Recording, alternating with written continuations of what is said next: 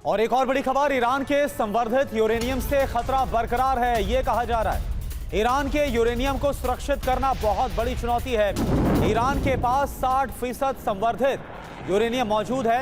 America के रक्षा मंत्री Pete Hegseth ने सुरक्षित करने पर कोई जवाब नहीं दिया है।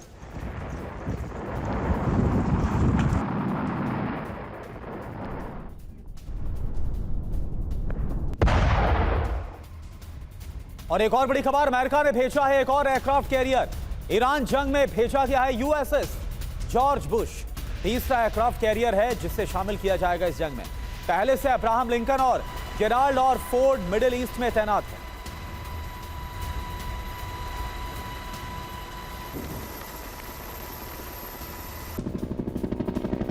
तो अब आ रहा है यूएसएस जॉर्ज डब्ल्यू बुश। अरब में क्या महायुद्ध की आहट है ये। ईरान युद्ध लंबा खींचने की तैयारी में है अब America.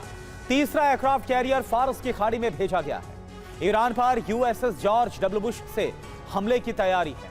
USS Abraham Lincoln, USS Gerald पहले से ही तैनात किया गया है। बड़ी बात है, आप समझिए, एटमी शक्ति से सब लैस है ये USS George W Bush. USS George W Bush पर 60 से 90 फाइटर जेट भी तैनात किए गए।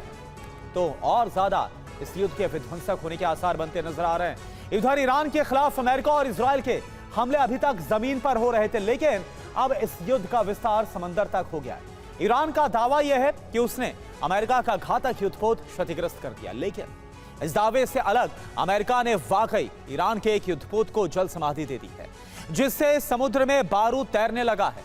अब क्या यह बारूद पूरी दुनिया के तट से टकराकर विनाश की ज्वाला उठाएगा? उत्तर इस रिपोर्ट में आप देखिए। समंदर में युद्ध, बह रहा है बारूद।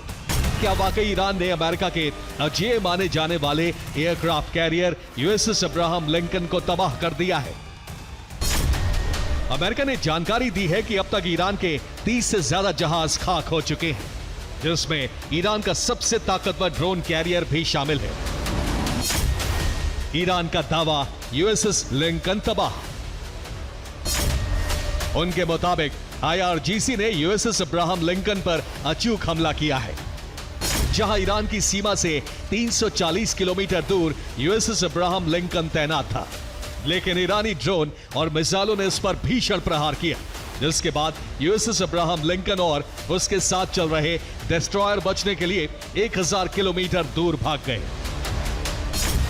ये पोत है आरिस डेना, जिस पर यूएस ने सबमरीन से हमला किया है, और इस हमले में आरिस डेना पर सवार 80 नावें खत्म हो गए।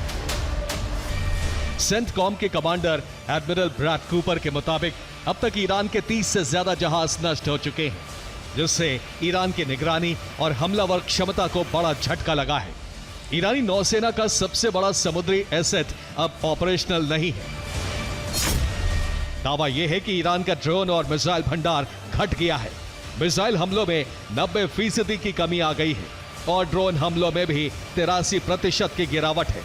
इसलिए अमेरिका अब और बड़े हमले करने की तैयारी में है।